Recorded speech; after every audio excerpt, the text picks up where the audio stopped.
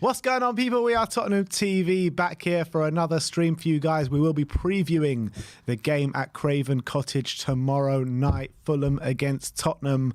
But we do have some sort of breaking news to talk about today regarding Antonio Conte and his future and his contract at Tottenham Hotspur. DiMarzio broke this morning, or some quotes came from DiMarzio saying that, the guy is done at Spurs pretty much is what he was saying, but he has clarified these comments. There has been comments from various other sources as well, which we'll get into. But let's start off with the ones from DiMarzio clearing up what he was saying. So what's been actually said? Yeah, so there was some, basically he was on a Italian TV station this morning, basically giving his opinion about the whole Antonio Conte situation and where he believes the future lies for Antonio Conte, and the quotes have been a bit misconstrued. He said basically that he thinks that at the end of the season Conte will be parting ways with Spurs. He thinks that he said let me get his quotes up, but he said some interesting things, albeit even though they were misconstrued, that he did say some interesting things. Let me just try and get them up here. One second. In fact, the tweet's been deleted by the aggregators who say that who said what he said. Basically, the aggregators were claiming that he said I have it for certain that Conte is leaving in the summer, and that he feels like he can't be competitive with this Tottenham team. He said the aggregators claim that he said he hasn't been offered a contract. Spurs don't want to offer him a contract, and that the club don't like the frequent jibes by Conte. Conte wants players to win, while the club prefers just to trade. The feeling with the club has not clicked. His family, among other things, remain in Italy. He has since written an article, though, just clarifying his situation, stating that he never said he felt it was certain that Conte would leave, just what he thought. And he said Spurs have offered him a contract, but his future is on standby as per Conte's request, as he wants to focus on Tottenham right now. And he doesn't want, and Matt Law has followed on that, saying Conte has not made a decision as of yet, and more likely will come near the end or at the end of the season, as per usual with Conte. So the uncertainty rumbles on. But obviously the Spurs fan base were lit ablaze with those quotes, and everyone was pretty much ready to accept that Conte is pretty much leaving at the end of the season. Some people saying that this DiMarzio clarification is just him maybe softening his stance after maybe some words behind closed doors from Conte saying, maybe you shouldn't have told everyone what I told you. But that is the state of play at the moment. I think the fact that DiMarzio, he still clarifies in his article at the end, saying we hold the position still that it's very likely that Conte will look for a new adventure in the summer and join his family in Italy. Look, we know DiMarzio and Conte are quite close, with the journalists in Italy. So if he says something with authority, it's pretty likely, especially coming from Italy. So it doesn't look good, I have to say. Even though there is this clarification, it still doesn't look great. And I think Spurs fans are probably rightly concerned about whether this is very likely to happen or not at this stage. At the end of the day, yeah, look, it's concerning news, but to tell you the truth, does this news change anything in your mind whatsoever? Because it doesn't for me. I always thought Conte was going to be I've thought this for a long time, that Conte is going to be out the door in the summer. It's no surprise to me, to be honest. And the way this club is going and the way they're assisting Conte, it's literally no surprise whatsoever. And this club is in such a hard place right now in terms of what signings do we bring in the summer? Is Conte going to be staying? Is he not? I mean, everything is just completely up in the air to do with the future of this football club, who we can bring in this January, who we're going to bring in the summer, who's going to be our manager. If Conte is going to leave, he may as well just leave now. I'm just sick and tired of hearing this whole conversation creeping up ever since he's joined, to be honest. And as much as I want Conte to stay, and as much as I think he can be a really key part to this future, if he's not going to commit his future to Spurs, then he may as well just leave at the end of the day. And the guy can't be settled either way. And even if Spurs were going to give him the backing, I'm still thinking that he might not stay with the whole situation regarding where he's at in his life at the moment. 3 people have passed away that has been very close to him, which obviously don't know where his head's at with that situation. His family are all in Italy. He's living in a hotel. All of these things together don't tell me that he's looking to stay at Spurs for the future. And that's even if Levy was to back him, and you've got that whole thing on top of it with him not getting the what he needs to stay in this job. So I think regardless of what DiMarzio is saying right now, all roads lead to Conte leaving in the summer.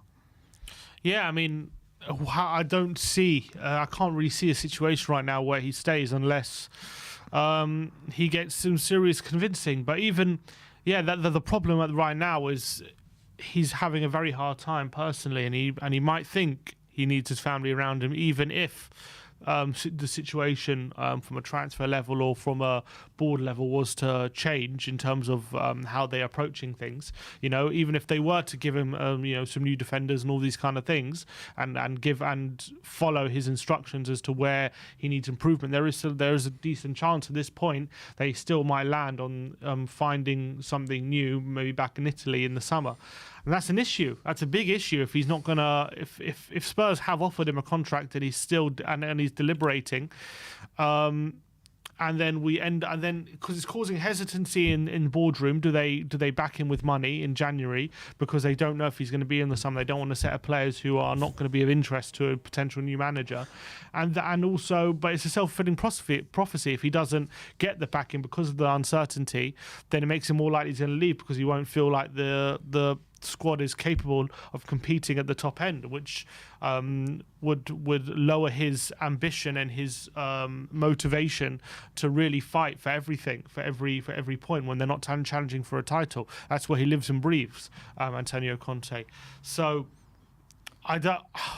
we're stuck between a rock and a hard place right now. I think the logical thing at this point would probably be, if he's not staying here, to just find a new manager right now and not waste any more time, because we've wasted 3 years going nowhere pretty much, with some fleeting success early on, maybe during Mourinho's first few months of the second season we were good, and then obviously the last 6 months of Conte's first season we were good. Apart from those couple of runs, we've just been going nowhere, heading in no direction, and we've seen the value of having a direction to go, and even if there are bumps in the road, you know where the end goal is. And right now it's like Tottenham don't know, we don't know where we're headed. We don't know what direction we're going in. There's too much uncertainty right now, and if we go ahead another 6 months, that's just another 6 months we're going to be falling behind our rivals, and that's going to be even more catching up to do. So we need some action very, very quickly. Yeah, absolutely. And look, at the end of the day, if he's not going to commit his future, as much as it's going to pain us to see him leave, he may as well just walk out the door, to be honest. And the whole situation with his family being in Italy, he's already said that, you know, his kids are in school in Italy, doesn't want to pull them out of school. He's travelling back to Italy every 2 weeks or wherever it is to go see his family. It's just not a settled life. It's just not a settled life. And even if he does stay and stay for next season, those thoughts are always going to creep in your mind, saying, oh, I want to be closer to my family.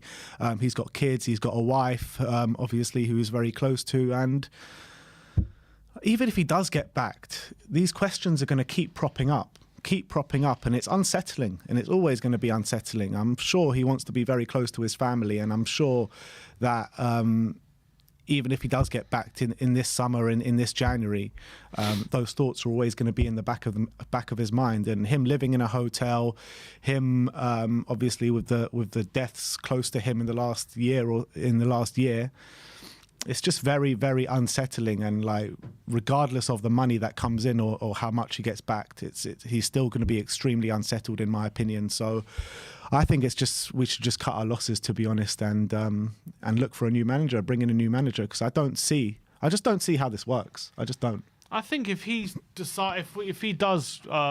do make some signings, let's just say this January, and we maybe scrape top four, and he decides that he really wants to stay, No, I would take him at his word. I don't think he would stay under the pretense of being unsettled. If he was unsettled, he would leave. Like, I think if he was to sign a contract and stay, and he commits, and I would be happy with that. I wouldn't continue to question it. But right now, there's too much uncertainty. He's putting talks off. Spurs aren't sure what to do in January because he's put the talks off until the summer. I remember when he was at Inter Milan, it happened in both his seasons at Inter Milan. There was constant questions about his future, and they lasted a long time. I remember in his first season, even leading up to Europa League final, that Inter Milan had. They finished second, I think, in that season, but they got Europa League final, and there were just constant questions throughout the whole season. Is he going to stay? Is he going to go? They were questioning him, and he was having back and forth with the board. And literally, it was after they lost the Europa League final, and then it was announced. For all the world, it looked like he was leaving, to be honest. That's what everyone thought. Everyone thought it was going to be announced that he was going. All the rumours were he was off, and then he announced at the end of the season that he's staying for another season. And then they went on to win the league the next season. There was also constant questions about his future again for the last 6 months. They won the league, and then he decided, I'm going to leave at the end of the season once Lukaku and Hakimi got sold. So it's not as simple as him being unsettled and then always deciding to leave, because it's not always as simple as that. But it's not. But the problem is right now, it's not helping the fan base, the uncertainty. It's not helping the players. I think it's starting to affect the players, and then it's also not helping the decisions that the board are making, whether to make the signings or not. And I think at this point, if the board sack Conte, they're going to get criticism, but rightly so.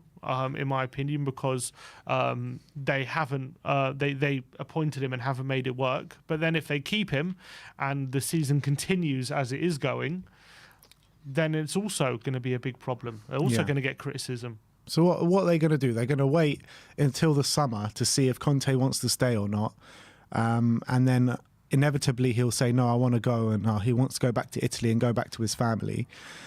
Because the board won't give him enough, and regardless, he wants to go back to his family anyway. And then what? We're stuck with another 70-day manager search, or do we just bring Poch in? I mean, what do we do? What's the plan from the summer? There is no plan. That's the problem. Like, this club is an absolute joke. Like, right now we've got a world-class manager here. All he needs is a bit of backing in the defence, wing backs, and attacking player, and then this club is all suddenly looking like it's in a good place again. But again, lack of planning, lack of incomings, lack of signings for the manager, and we're in a terrible spot at the moment. We're close to really going down the spaces in the league if this form carries on. If Fulham beat us, they leapfrog us in the league tomorrow. And it's such an easy fix. Just get a competent defence in, get wing backs in, and get an attacking player in. It's not like it's not rocket science.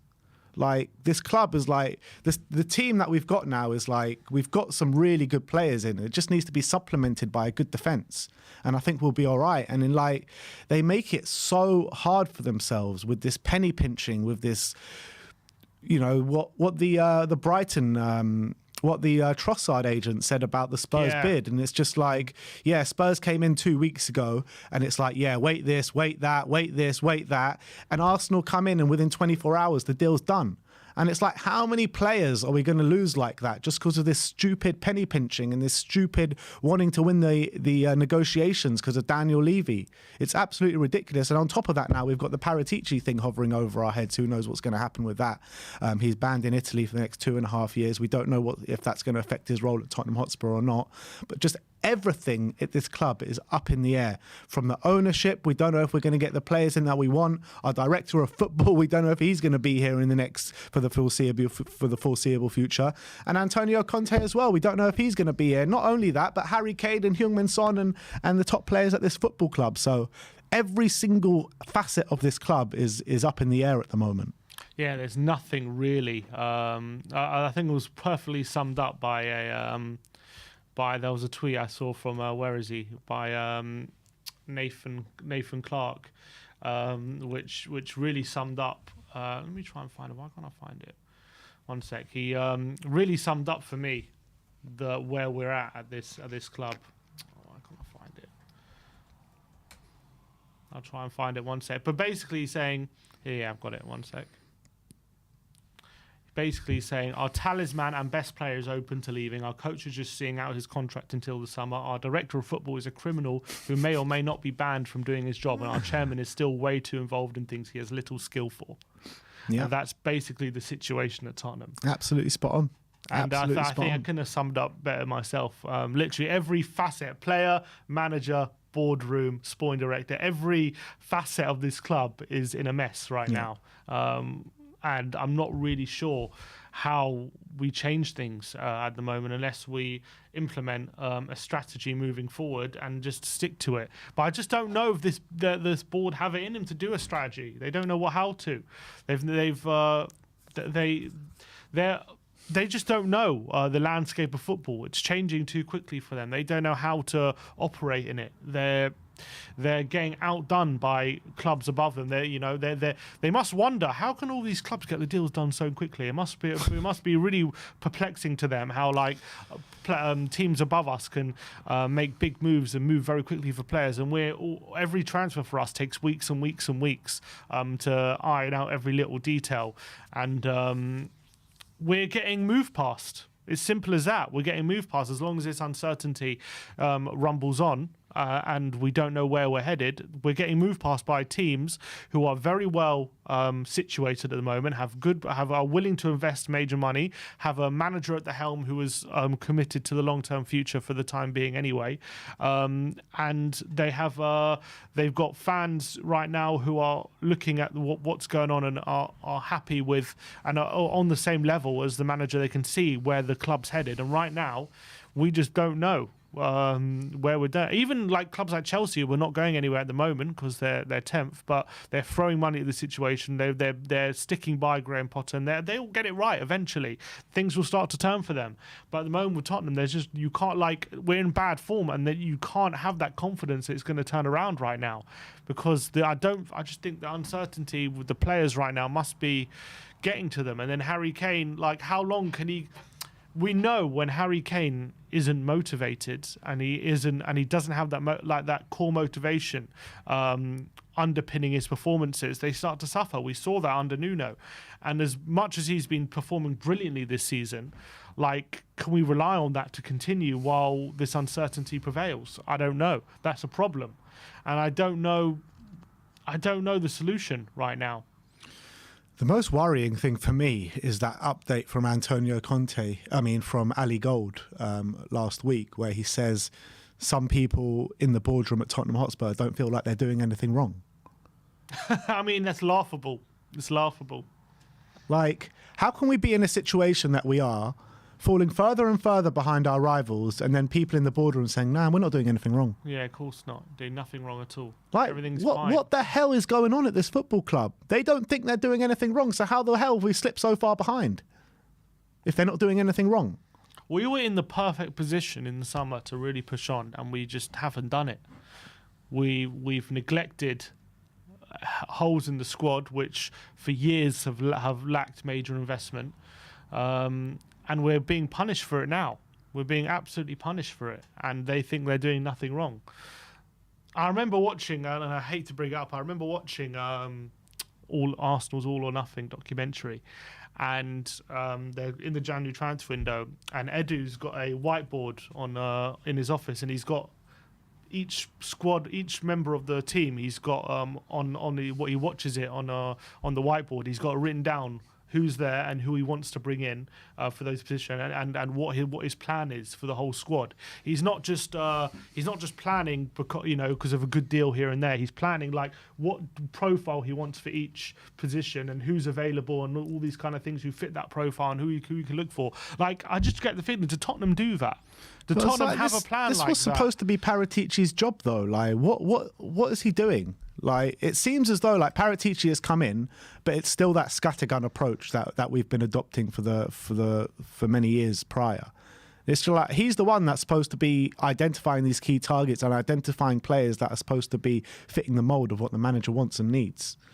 Yeah, but I'm sure, and yeah, 100%. And he obviously, I think these signings that we've made under him, like, we've neglected holes, but I think the individual signings are okay. But like, how much is this court case hanging over him, affecting these kind of things? I don't know. It might not be at all, but it's got to a bit, you would think. Apparently, he came into work the next day on yesterday, and just like nothing had happened. He just came in, sit behind his desk, no one said a word.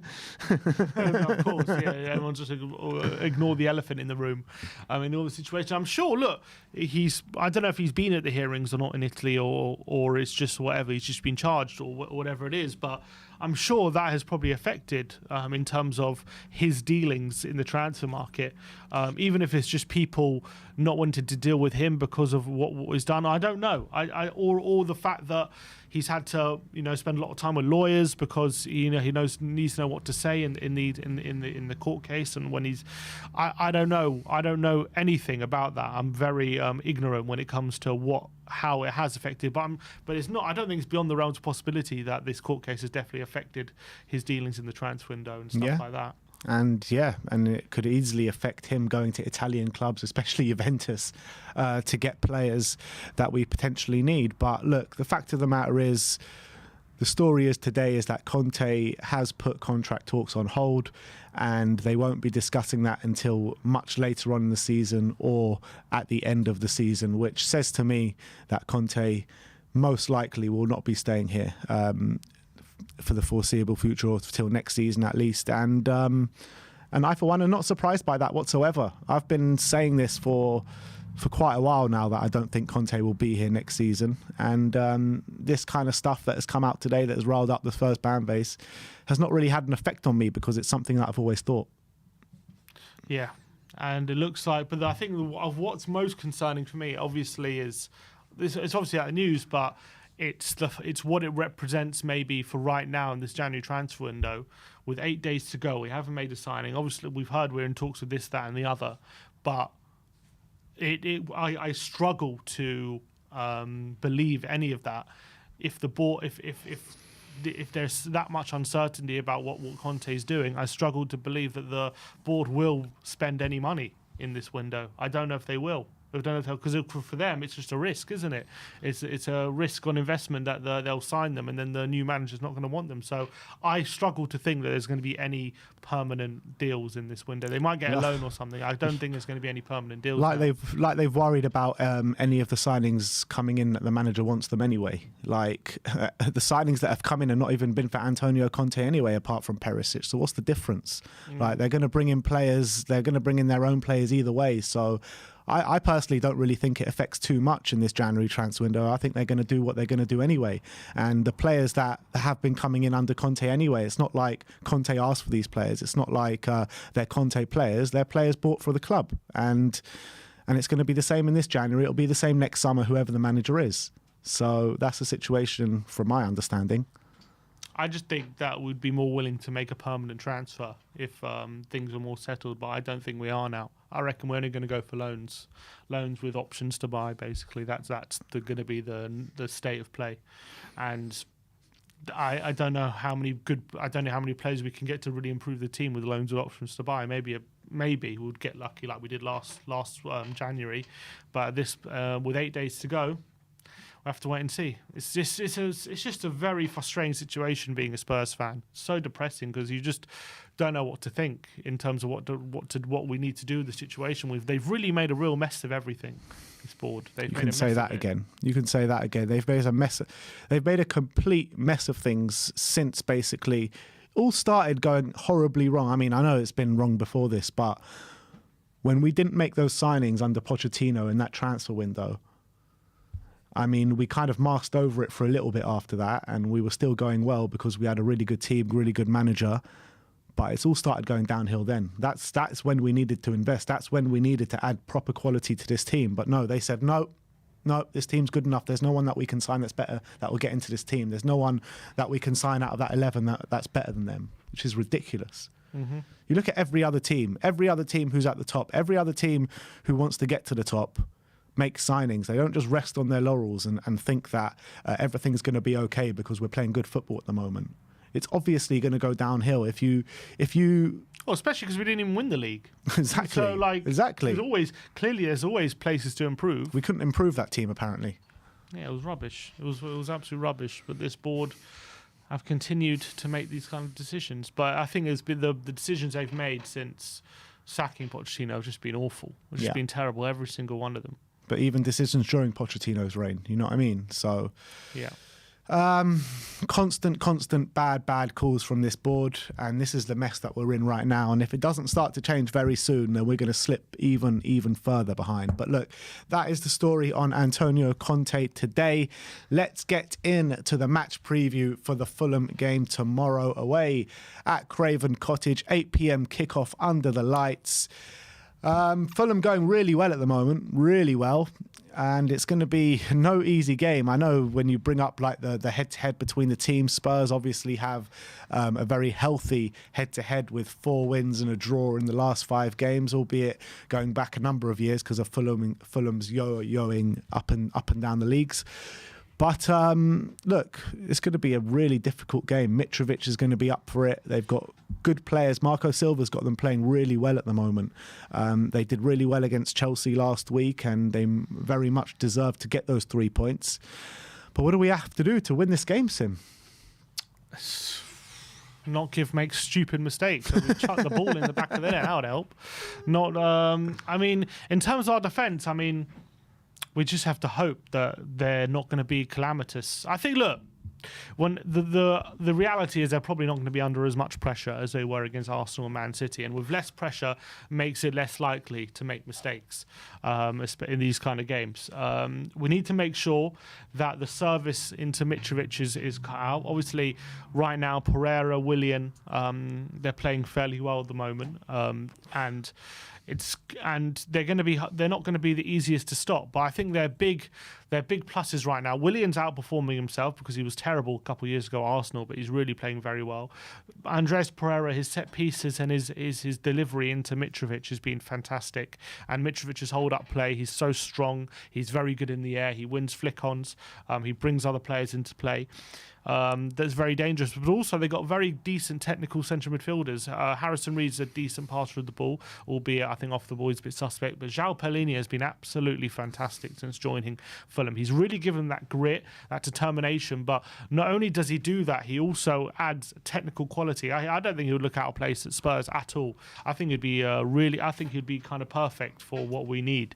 João Palhinha in central midfield. In our system, he's kind of had that really good mix of good technical ability and really hard graft, and I think he's always near the top for tackles and interceptions in central midfield, and that obviously that midfield coupled with a good solid foundation defensively gives them a good foundation to be solid at the back and then get players forward to support Mitrovic as much as possible, and it's led to some very good results, and they're really performing very well. I think 4 wins out of the last 5. They just lost to Newcastle only because of a 90th minute goal by Isaac. Other than that, they could have got a 0-0 draw there.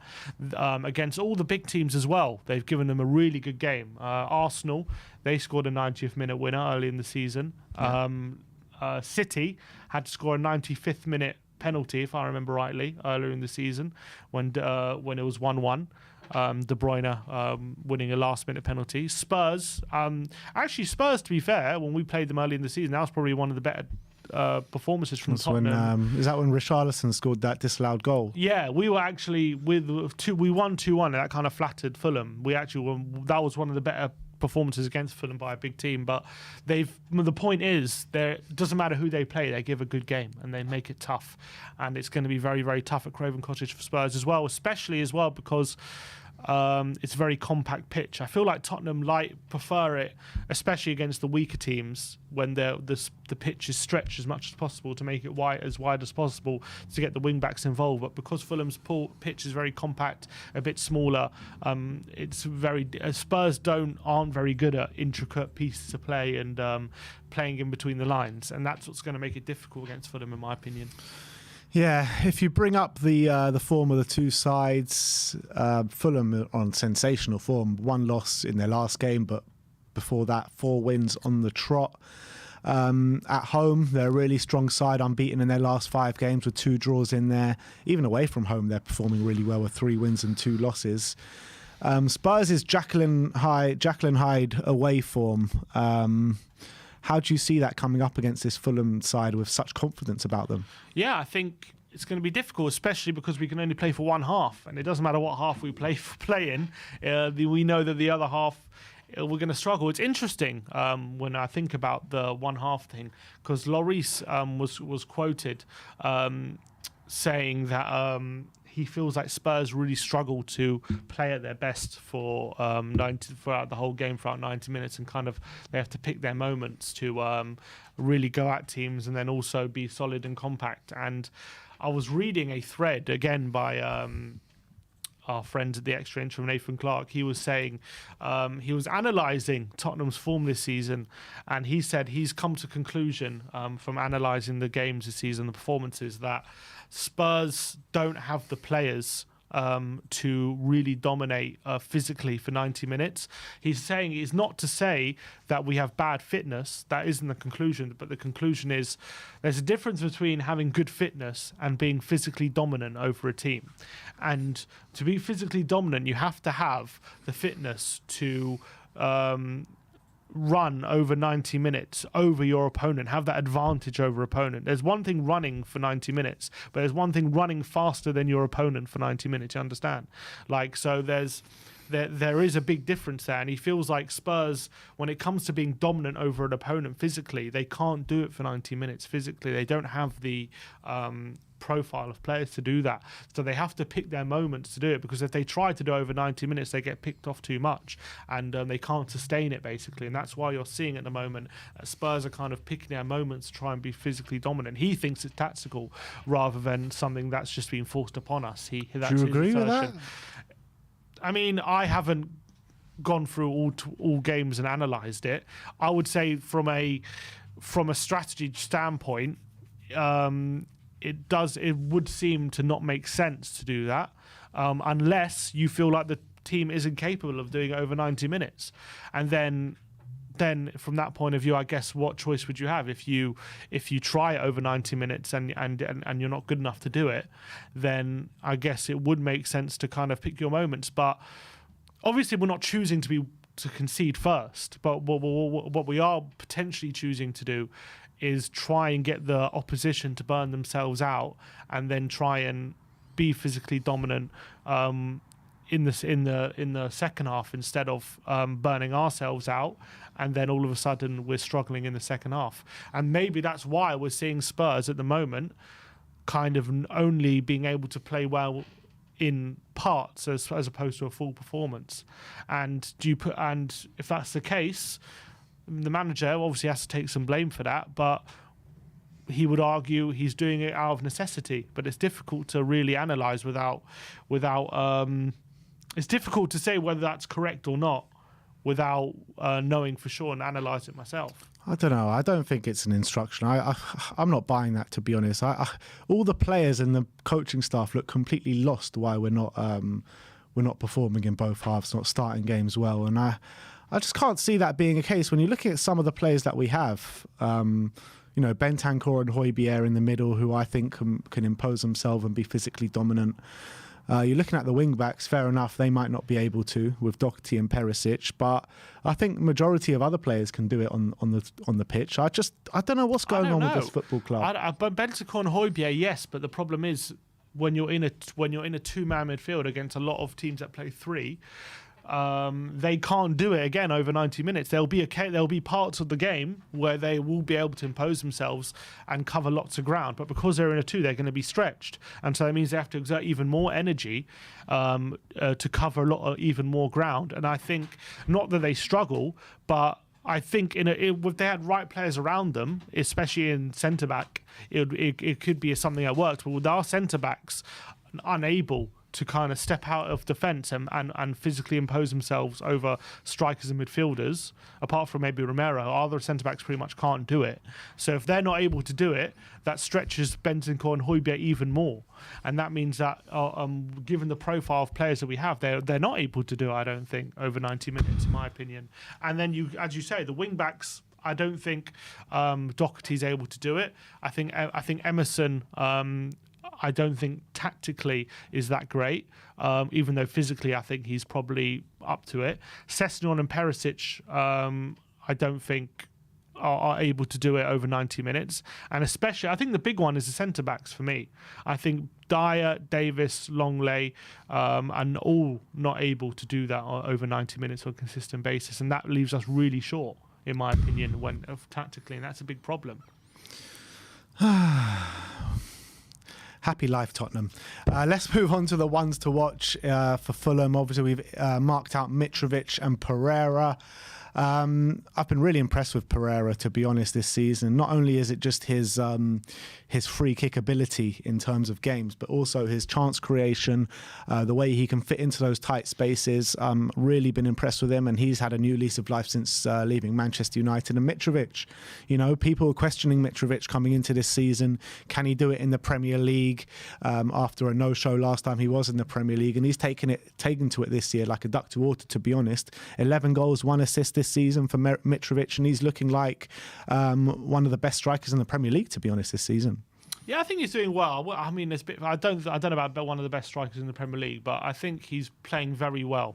That's included also a lot of missed penalties. Imagine, I think about a couple missed penalties. If he got them, would also be more goals. I like Mitrovic a lot. I don't think he's anything different to what he was a few years ago. I just think he's in a better system. He's in a more functioning system, which allows him to get more chances and score more goals. I think he's doing fantastic. I think he's causing trouble for a lot of centre-backs right now. Again, I think he's kind of a player that sometimes is on the periphery, but when he's involved, he's really involved in the game, and he's a proper handful. But he's one of those strikers you can kind of isolate, and I feel like if he's one of those strikers up front by himself and he's isolated, he can be ineffective. But when you get players around him and you get a good service into him, then he's a real handful, and he's proven to that be on a number of occasions this season. But if we can stop the supply into him, then it's going to be very difficult for him to get involved in the game.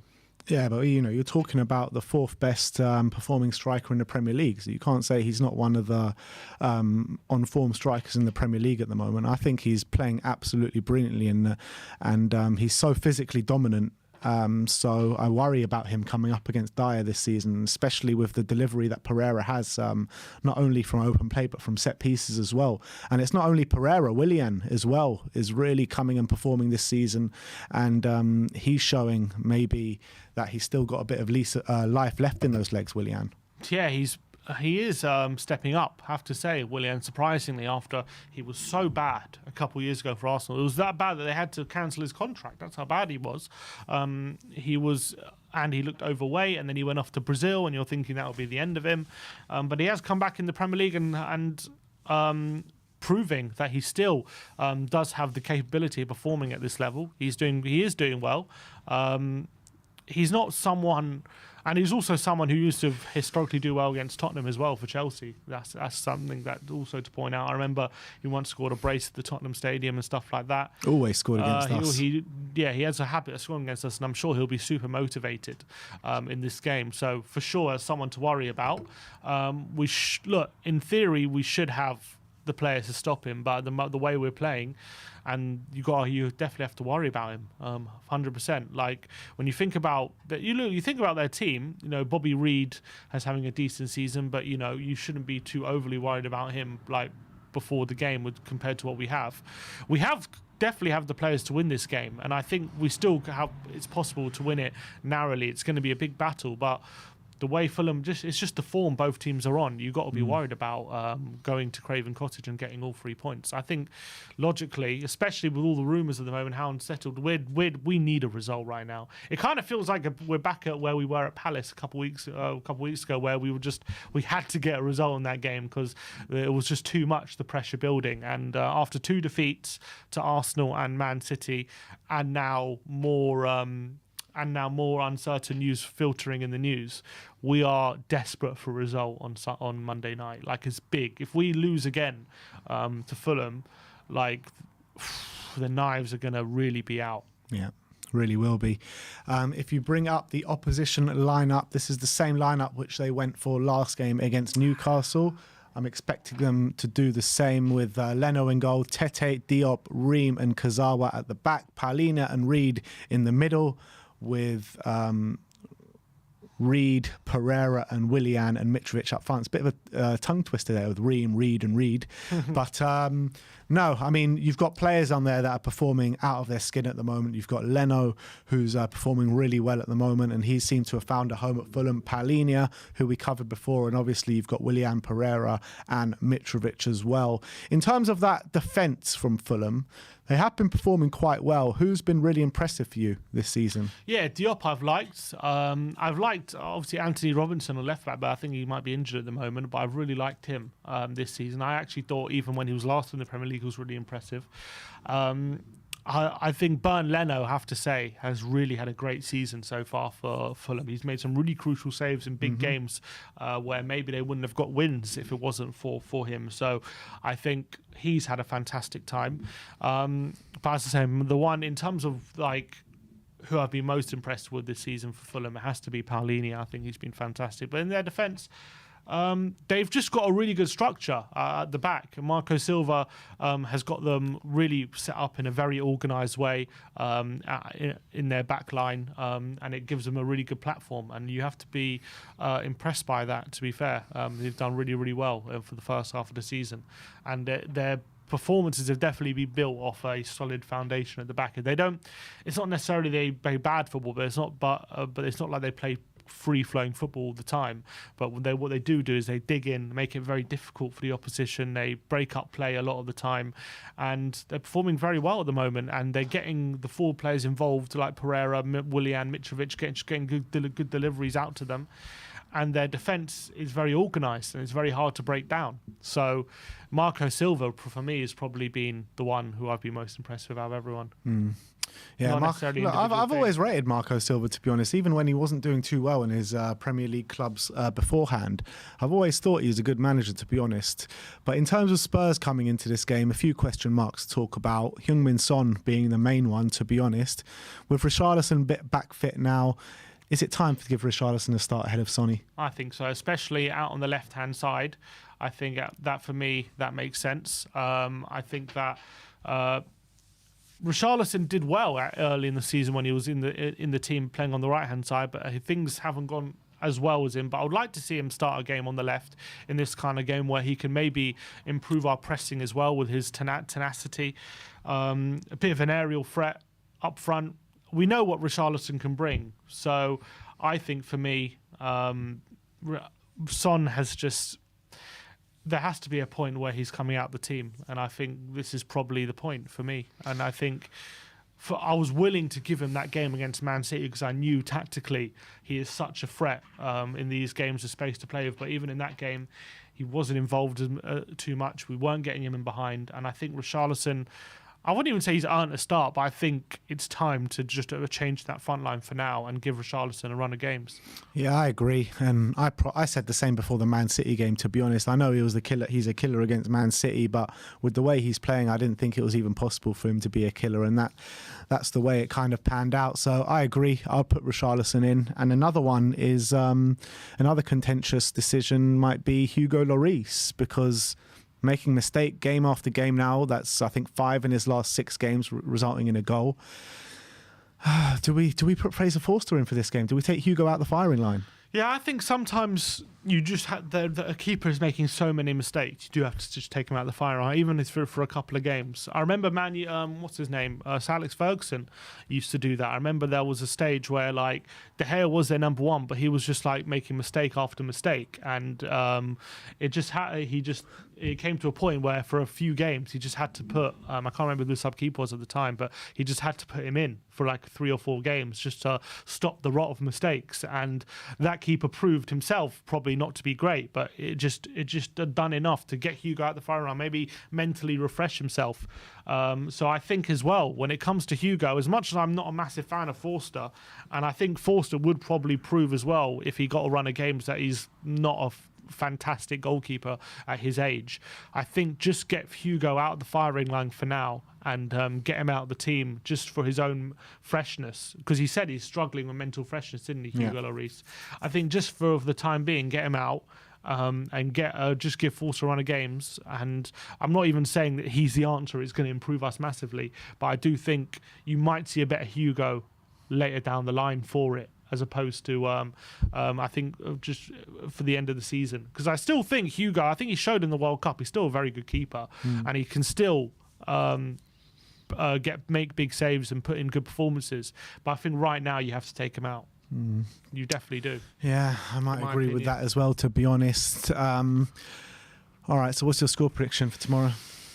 I said in my predict the Prem 3-2 to Spurs. I think with all the uncertainty right now, it's worrying what kind of Tottenham we're going to see tomorrow. Because look, the players, as we know in this day and age, all the players are on social media. They see everything. They as much as they're being told don't read it, I'm sure they see it. They get sent things by friends and stuff like that. So it's going to be interesting to see the reaction tomorrow with all the uncertainty, all the news coming out to the players. And it'll tell us a lot about how behind Conte they are and how they're fighting for him or not. But having said that, I think it's going to be I think I've changed my opinion. I think it's going to be a draw. I think it's going to be very difficult against this Fulham team, even if we're on playing well and we're on form, it's going to be a hard game. So considering everything, it's still going to be a hard game. So I think it's going to be. We've conceded 2 goals every game. I think it's going to be 2-2. 2-2. Yeah, 2-2. We keep conceding goals, but I do think we have the firepower to hurt them. So I just feel like I don't see the defence holding up in this game. But I still, maybe if Richarlison comes in, give us a bit at least of life going forward, I can see a draw, 2-2. I think that things just going so bad. When you just give up all hope with Spurs, something just creeps up round the corner. It was a similar feeling towards before the Palace game. And I feel like, look, obviously Palace were nowhere near on as much good form as Fulham are. And Fulham are looking like a better team at the moment. But I've just got a sneaky feeling we're going to win tomorrow. To be fair, when you talk about Palace, the next 2 home games they played Newcastle and United and drew both of them. So. True. Yeah, exactly. But look, I've just got a sneaky feeling. Just things are just going so bad. I think they're going to give us something to cheer about tomorrow. I don't think it's going to be easy by any stretch of the imagination. And I think that if we can start the game well and just not make any mistakes, that's just the sticking point, isn't it? If we do put in a big performance tomorrow and really play well and put in a convincing performance and win the game, would that tell you anything about where the players are at the moment with Conte? Not really, to be honest. Not really. I think you could have asked me that before the Palace game. We put in a really good display that game. We won 4-0, and then we've been terrible since then. So yeah, but I don't think we lost against Man City and Arsenal because of lack of trying. No, I don't think there is a lack of trying in the squad. We've said it time and time again. What the problem is lack of quality. And we can beat these teams. We can beat Fulham. We can beat the teams below us. We just can't beat any competent sides, like any top quality sides. We can't beat the Arsenals, the Liverpools, the Chelseas, the Man Cities, the Man Uniteds. Those are the teams that we're going to consistently lose against with this team.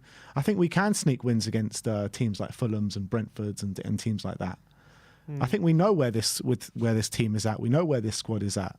And they're showing exactly where they're at. Where we're at in the league is probably where we deserve to be, where this squad is at right now. So that's my opinion. I think Spurs are going to win 2-1 tomorrow. Sim's going for what, 2-2, George say? But let's get into BetMate. There's a £600 guaranteed pot this week for tomorrow night's game. It's a £5 entry as well. So come and take us on. It's really fun to play. It's very similar rules to FPL. If you play that, you get rewarded though on defensive actions. So tackles and interceptions are very important in this game. But let's go and see who we've picked. Starting off with my team, I've gone for Leno in goal. I think that both teams are going to concede. I just think Leno is going to make a few more saves, so I've gone for Leno. In terms of my defence, I've gone for Matt Doherty and Tete for Fulham. I think Matt Doherty could be in for a goal contribution if he starts, and Tete very much always in the defensive actions, tackles and interceptions. So I've gone for them two. In the midfield, I've gone for Paulini. He's just a tackling and interception machine in the middle there for Fulham. And next to him, I've gone for Kulusevski as my captain, as he performed really well at the Etihad, and I'm expecting him to have a good performance again. And then up front, I've gone for Mitrovic and Harry Kane, both of them in the top 5 goal scorers in the league this season. And Harry Kane, I've gone for my vice captains. That's my team. I've gone for Leno in goal. Obviously, I same logic to you. My back line, I've gone for Romero and Robinson. I might have to change Robinson because if he's injured, I think because was set to play. But Robinson does fly forward a lot. Obviously, Romero is going to be, I believe, going to be very involved in a battle with Mitrovic in the back line. So I can see a lot of tackles and things happening there. And he does like to get forward occasionally. Midfield, I've gone for Bentancur and Kulusevski. Bentancur showed so much in that Man City game, and I can't wait to see him back. And I thought he was brilliant and potential to push on. And then up front, as you say, Kane and Mitrovic, and I think Kane still looking to break that all-time record for Tottenham, and hopefully he does it in this game. And I think in each game he's trying his best to do it, and hopefully it'll come.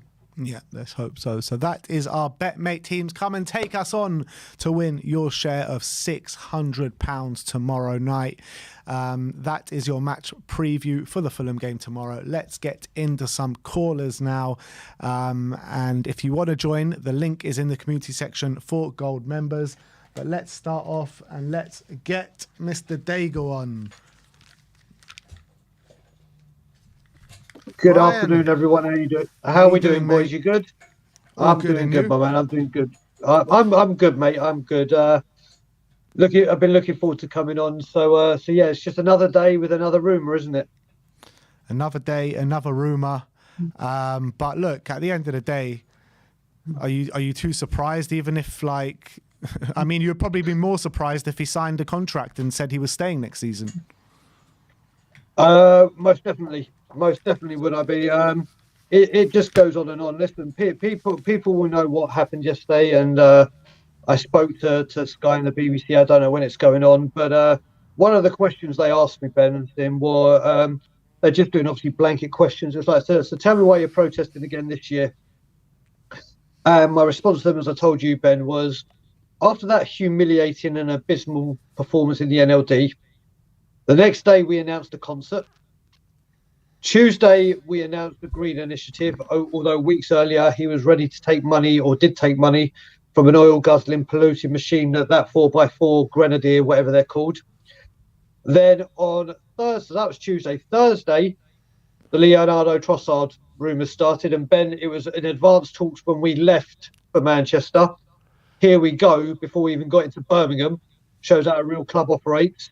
And then we had the defeat against Man City. Friday, we had the Paratici news. That was just Monday to Friday. That was just this week of what happens at this football club. And then obviously today, you've got another one. It's just a joke. Do you know what? Yeah. Well, when we speak Fulham, we'll speak about what you were saying about Foster and everything. But this thing, it's just too much now. It's when will it stop? When will this carry on? And how is this acceptable? I mean, we've become as a fan base a lot of people. Oh, but we get to the top 4, we get Champions League. Conte's here, but we're just accepting this. There's a huge part of the fan base that is accepting this, but thankfully, a lot more people are coming around to realizing what the problem is, and it's the people at the top. Always has been. Talk to me a bit about yesterday, Brian. Yeah. Did you get the turnout that was expected, that you wanted? Do you define yesterday as a success? What was your thoughts about yesterday?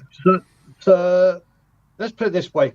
People know what myself, Ryan Isaacs and Graham were trying last year. That was on a complete whim, because we just had enough. Obviously, it started very, very minimal. Got a lot of media, got a lot of attention.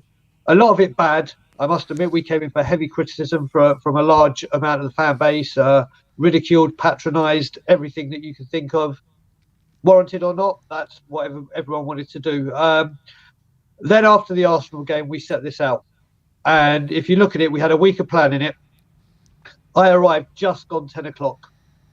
There were more people there than we had any time in January. Social media had obviously gone on. And the main objectives were, did we cause a stir on social media? Yes. Was there more people there than last time? Yes. Did we have Sky and BBC down there from the beginning? Yes. Did we have brand new people that came down? Yes. But the biggest thing for me in all of this, in all honesty, was, again, you had a few people belittling it, whether some of them were eating out and belittling it, or quote retweeting the stuff that was going out from people that did go there. And they're like, look at these idiots, or blah, blah, blah. Well, first of all, thank you for quote retweeting and patronising and whatever, because you're spreading the message further. But the thing is, this time last year, any of those kind of tweets got a lot of attention going, yeah, look at these clowns, and worse to that effect. This time round, they're not getting the attention they want. And if they are getting attention, there's a lot of people going, what are you talking about? These people are trying to force change, whether you agree with them or not. It's not time to patronise. They're trying to do something. So even on social media, the tide has turned. We weren't there for as long, but we didn't listen. Last time, me and Ryan, especially in Graham, were there from like 6 a.m. till 4 or 5 p.m. And when you overlook at it, we didn't need to be there that long. We needed to be there when the players were there, when the coaches were there, when the man upstairs would have been there. And when they leave, we leave. But we got that bit a bit wrong. But could there have been more? Did more people say they were coming than actually did? Yes. Could we have had more people? Yes. But you got to remember as well, this was at 10 a.m. on a week's notice on a cold January morning on a Saturday, where people gave up their time. There were people from Peterborough that came. There were people from North London that came. So on that, I judge it as a success. Do I judge it as failure? The amount of people that turned up, always we want more, always. And to stop people going, oh, look at that, there's so many people there. That needs to change with people. We're starting again at the outside the ground on home games. There's a big one at Man City. So if anyone's going to Man City and feel this way, and you couldn't get to the training ground, but you are going to the game, opposite the club shop, come and support and give the numbers that we need, rather than sitting in a pub drinking or whatever. If you can come and lend your support for 20 minutes, half an hour, the whole time we're there, perfect. But again, there's an opportunity to come if you're going to the game. So hopefully people will come. What was the message at the protest yesterday? It was, listen, Simeon, do you remember when I was there, when I was on here, Simeon, and I was saying, like, don't wear Spurs stuff, don't be jelly and ice cream and those patronising songs. Mm-hmm. No, everything was upheld. Everything was upheld. When we were singing, and the message was obviously a majority, like 95% of it, Levy out. It is back Conte as well, but you know what? What's the point of saying back Conte anymore? Whether this new rumour has come out is true or not, I think we can all say that everyone would say that he's gone in the summer. He's gone in the summer, which is obviously now going to affect January. I don't see any players coming in, like I said at the beginning, because who's going to want to come and sign for him? Because if you're not Conte signings, we know what happens with Jed Spence. Who's going to want to come in not knowing if he's going to be there or not, and knowing he's not? The director of football can't attract anyone because we don't know if he can act. Harry Kane will be leaving. I think that's pretty damn sure. Who's going to want to come to this club? Seriously. Yeah, but to be fair, I thought that the same after Mourinho, then we still got Conte. I do think Spurs is a club that managers do see potential in, just because of the infrastructure and everything. But it's managers like Conte and Mourinho who really want to win.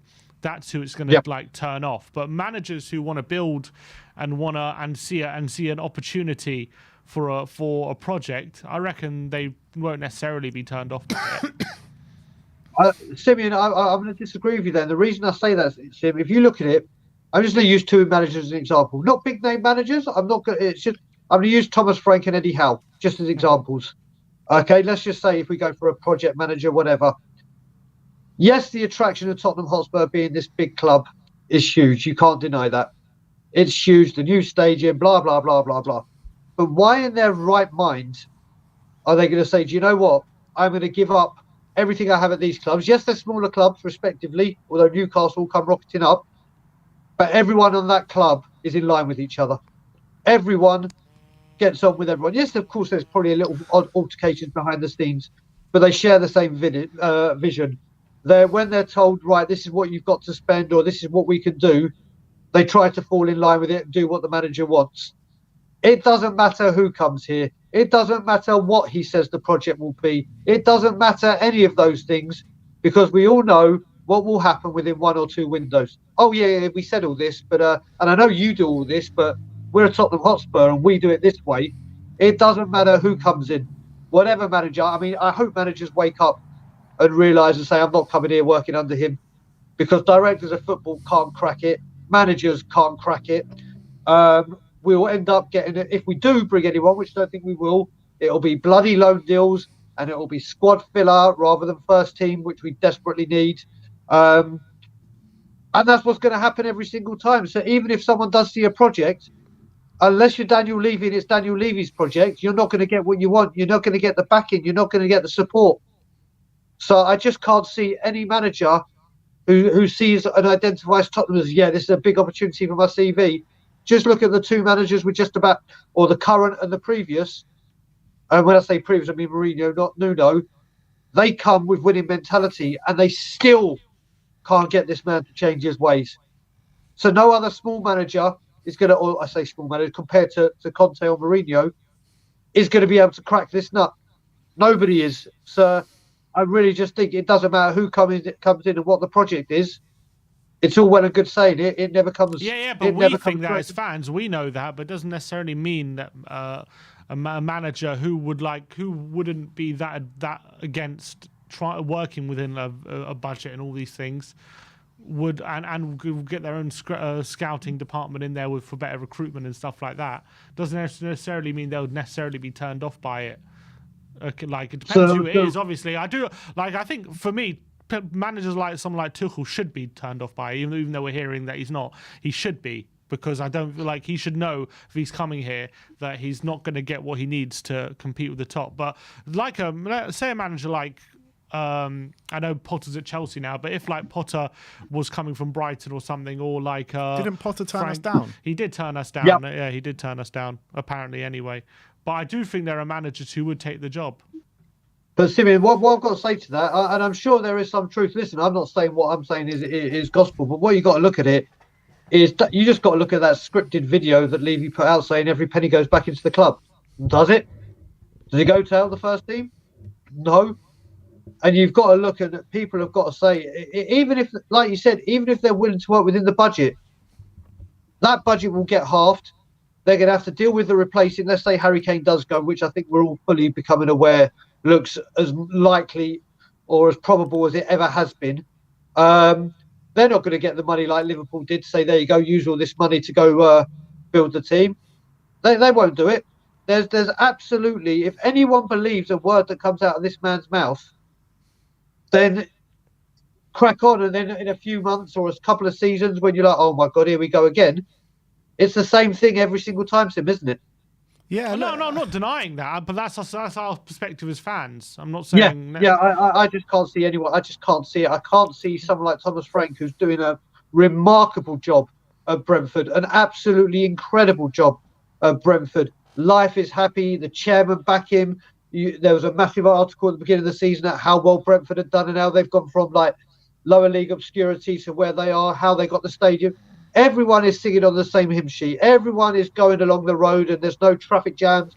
They're just enjoying a nice casual ride. Not a Tottenham Hotspur. Not a Tottenham Hotspur. It is roadblock after roadblock, traffic jam after traffic jam, collision after collision, and it's going to keep happening. The fact of the matter, Brian, Daniel Levy is a master manipulator, and this club is an illusion of being in a massive club with the stadium, with the training ground. So managers walk in through those doors and they think, wow, this club has the chance to explode. And you've probably got Daniel Levy telling them, yeah, you'll come in, I'll get you the players that you want, and we'll go from strength to strength, we'll have a proper plan in place, blah, blah, blah. But at the end of the day, after a year, after 18 months, we're going to be back in the same situation. That's the reality. Correct. And in all honesty, and I don't mean any offence to anyone here, any manager that believes it and signs for it, well, you're deluded before you even start.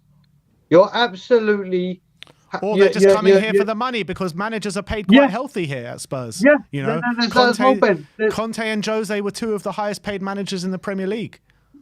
Yeah, mate, on that, you're bang on the money. This is what this club has become. We'll pay you a lot of money because we're not going to give you that. So you're going to have to work on a budget and do all this. So we're going to pay you handsomely for the privilege, but you're going to have to deal with the players that 5 managers can't coach. We're not going to sell them. We're offering new contracts. If we do sell them, we're not going to get the money that we should have got for them years ago. It just goes round and round in circles. Like you said, it's just a new manager. Let's refresh. The fan base will then just go, yeah, new manager. Whoopee, here we go. Let's get on board with this one. And the same thing will happen. And it's also a mechanism for them to put someone out there in the firing line so they don't have to answer the questions that should be directed at them and not the manager. Correct. It's do you know what? And it's January the 22nd, and what a sad state we're in. Here we are talking about no players in. By the way, the only only one of the big 6 that haven't made a signing. Manager, future up in the air, star striker up in the air, director of football up in the air, no vision, no plan of action, no identity, and apparently we're a big football club. Apparently, Look, Brian, let's talk about the game tomorrow. Obviously, you're here for the watch along with Barry. How are you feeling about this one? Mate, this is what I would say. When you were saying, like, guys that I've been saying about Fraser Foster for ages, because of Hugo and what he's doing. What I wanted to speak about, even when you look at Son, these players, this is how bad our squad is.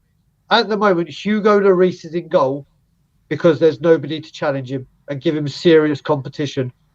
So he's staying in goal because people don't think Foster's good enough. Son is getting played in a bad, during a horrific spell of form because we can't play Richarlison because he's injured. Even the backups, you look at this is what you're going to have a squad for. The backups are there to help with injuries, to help with suspensions, to keep players fresh, to keep players fit, and to challenge them to stay at the high standard that they're meant to be. There's nothing here. So I want Foster in goal right now. I want him in goal against City. I want him in goal tomorrow. I hope he is. I want Richarlison instead of Kane. My bad, Son. There's just so much. There's just so much. Everyone is just a shambles at the moment. I was watching your player ratings, and as you were saying, I mean, this is the fact, Ben. I sent you a message when you said that Emerson was one of our best players. He had a fairly competent game. That sums it up. That sums up where we are. He had a fairly competent game, and one of our better players, 7. Not judging your rating, but that sentence says it all, doesn't it? Why are you judging me, Brian? I'm not, Ben. You know, I never judge you, mate. I love you. I will never judge you, mate. But the same goes to you as well, Simeon. But yeah, it just comes to the point where these are the sayings that we're saying. Not a bad game for his standards. One of our better players. And he's a potential first teamer. We got Jed Spence, who still hasn't had a chance. Listen, give Jed Spence a run. If it doesn't work out, you say, I told you so. That's the worst that can happen. Everyone will go on their shows, do everything they do, and say, okay, he did try Spence. It didn't work. Conte was right, or Conte, whatever you want to say. But at least you tried something. At least you've tried something. There needs to be a whole shake-up. I even said at one point, the FA Cup game against Preston, I'd play a lot of the youth team. And when I say youth, I mean like the Divines, the Stars, whatever. Because at least they'll give heart. At least they'll give passion, pride, conviction, and dedication for that shirt. And think, yes, I've got my opportunity. I just hope and pray we don't go out to Preston. Because if we go out to Preston, there's going to be an absolute Armageddon is going to kick off. And it's a possibility. We'll have to see. But Fulham terrifies me, mate. Fulham, guys, terrifies me.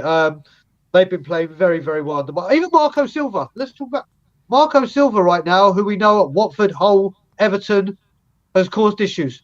Whether it's him, the board, and left quickly. He's been allowed to do what he wants to do at Fulham, and they've been wonderful.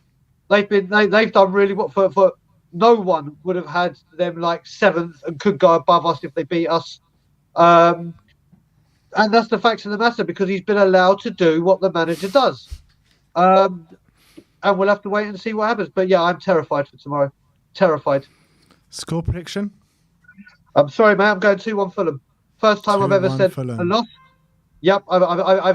Simeon will know me in my heart. I always try to say draw at the moment, but I'm not doing this anymore where we think now's a good time to play them. Yeah, because of all the controversy, they'll come out and put a performance. Because of this, they'll do that. It's that thread has gone for me. So I pray for a draw or a win, obviously, but I think we're losing 2-1. All right, Brian. Hope you're wrong, but we'll speak So to do you I, very... mate. If there's any time to be wrong, it would be this one. But guys, Yeah. always a pleasure. Everyone in the comments, have a great day. Everyone that has been supporting via social media or attending protests, thank you. We're not going anywhere. They can try and knock us down, but we'll keep getting up. And as always, Levy out. Big up, Brian. Nice one, Brian. We'll speak to you very soon. There's a goal in the Premier League. It's 2-0 to Manchester City against Wolves. Erling Haaland getting both of those goals. Leeds, Brentford still 0-0. Second half just about 53 minutes in. But let's keep going. Let's keep going. We've got Amir with us on the channel. Big up, Amir. How you doing, brother?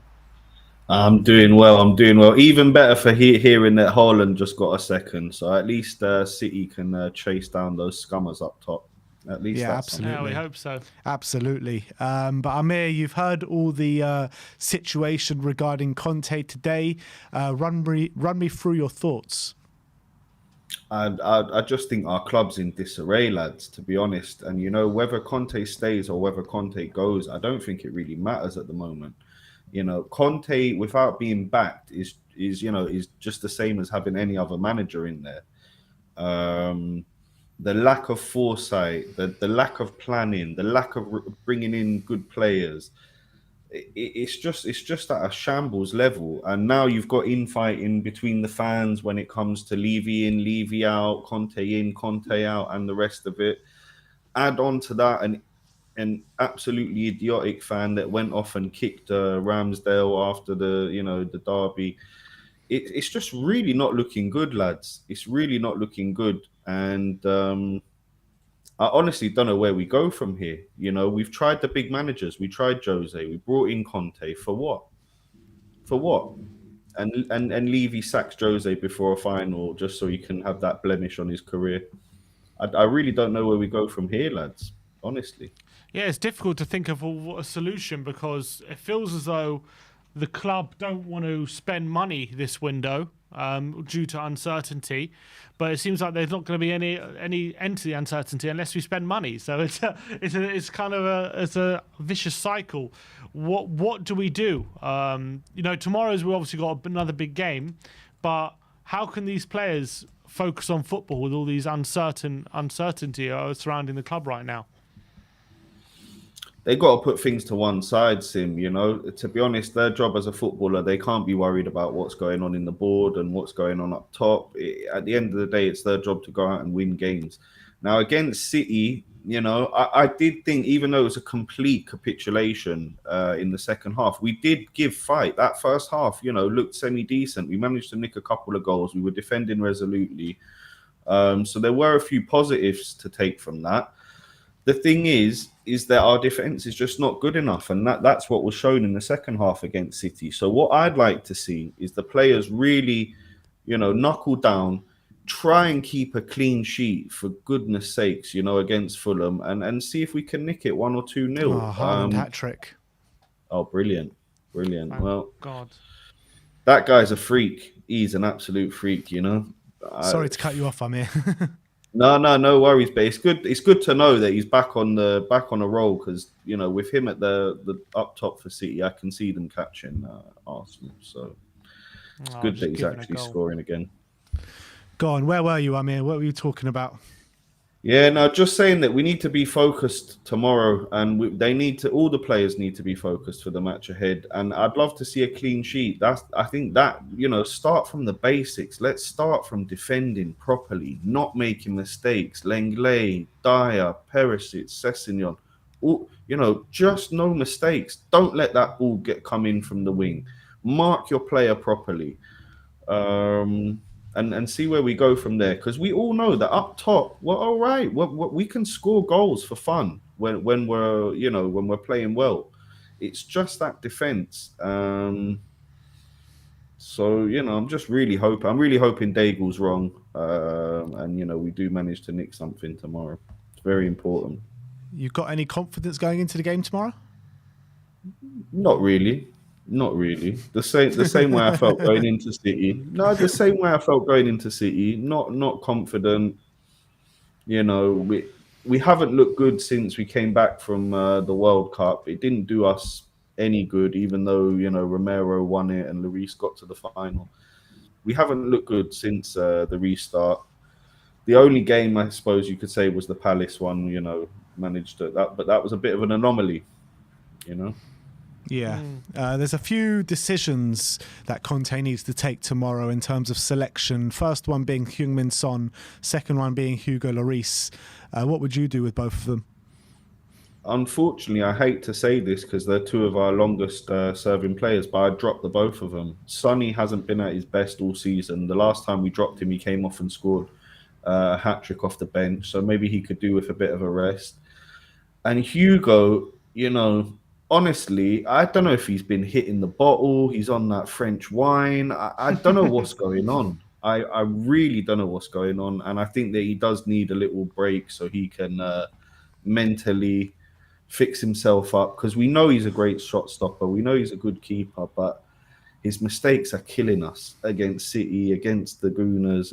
It really is. It's a killer. And to be honest, him coming up, I read some of his statements after.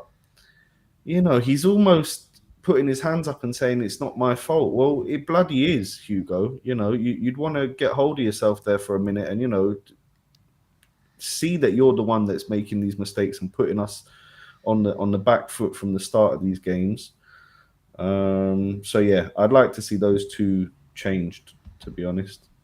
What's your prediction then for tomorrow? I can't even do it, Sim. I can never go against Tottenham, so I'm just gonna say we'll nick it 1-0 or something like that. A little clean sheet as well. Come on. Yeah, that's what I want, Benji. Do you know what I mean? I'm dying for just a solid back performance, back defensive. Not let any of these goals in. But honestly, I can't see it happening. Like if I had money to put on it, probably a score draw or something like that. You know what I mean? Because Fulham, the way they're playing, hats off to them. They're playing fantastic football. And just our luck, Solomon's come back from injury, so maybe he'll probably come off the bench and score against us. That would be poetic justice for him, I suppose. All right, man. Big up, Amir. We'll speak to you very soon, and thanks for coming on today. No worries, lads. Take it easy. Come on, Tottenham. Come on, Spurs. All right, let's keep going, people. Next up is George. How's it going, George? Good afternoon, gents. I'm good. How are you guys? Yeah, trying to just go through the motions. There's such as life at Tottenham Hotspur at the moment. All this news about Antonio Conte today. How are you feeling about it? Do you think it's just better for him just to pack his bags now, or do you think that we should be waiting till the end of the season for him to leave? Or what's your opinion on the situation? Conte won't pack his bags. Conte will see his contract out. Levy won't sack him, because if he sacks him, then it's so obvious that the scenario is that the board are what I've been saying for years, and that they're totally inept, incompetent. They lack the real understanding of how to run a football club. They're not engaged with the fans. They are doing what a business board does, and that's try to make a profit, and as much of a profit as possible.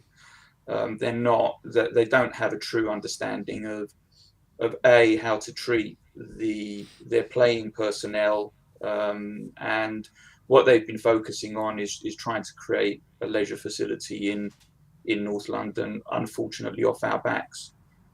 So I can't see Conte leaving. He's going to see his contract out. He will do the best that he can. And I think there'll be some home truths really by the end of it. If not, I mean, people are beginning to see it now.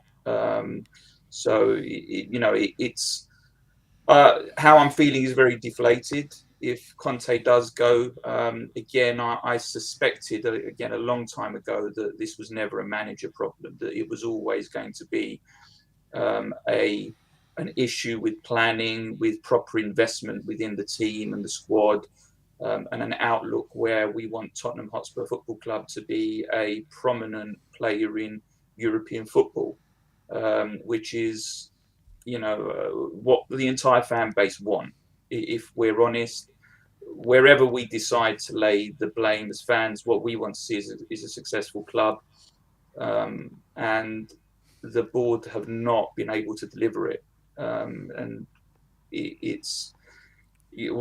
again, I struggle to see how we're going to get our way out of it this season. I mean, I think we're going to end up losing Champions League football. I can't see us making top four.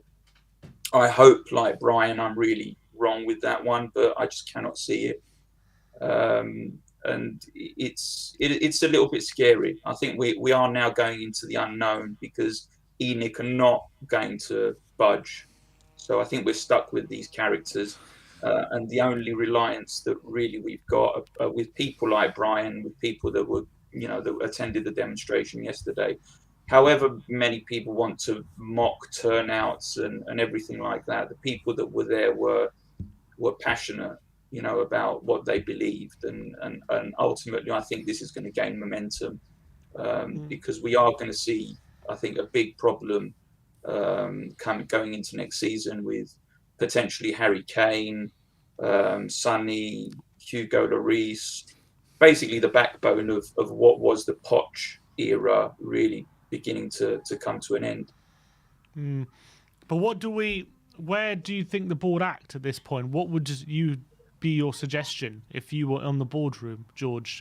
Do you back Conte with the uncertainty they could leave in January in the summer? Would you sack him right now and just cut our losses and start rebuilding immediately? Do you just not back him at all and just ride it out to the end of the season and see what you can do with the squad already at his disposal without the risk of an outlay? What would your suggestion be? Well, I think that the board seems to have been buying players out of the remit of satisfying Conte anyway. So I can't see any issue in buying players at the moment, other than whatever issues Paratici has got. So you would still need to buy players because whatever happens with Conte, we are going to be a few players less by the end of the next season. I mean, it's what I would do is again try and do my best in respect of buying players. I mean, Trossard I think would have been a fantastic signing, but again, I mean, let's rewind the whole thing back to the whole Grealish debacle. I mean, we obviously haven't learned from that, have we? So, again, we procrastinate and we try and get the better deal for the sake of 5-6 million, whatever it was. Although 12 million, I think that was the bid for Trossard, was derisory. I mean, what an insult to Brighton Football Club. It was disgraceful, really. Mm-hmm. And to the player. If I know, I mean, put yourself in Trossard's position, as was Harry Kane.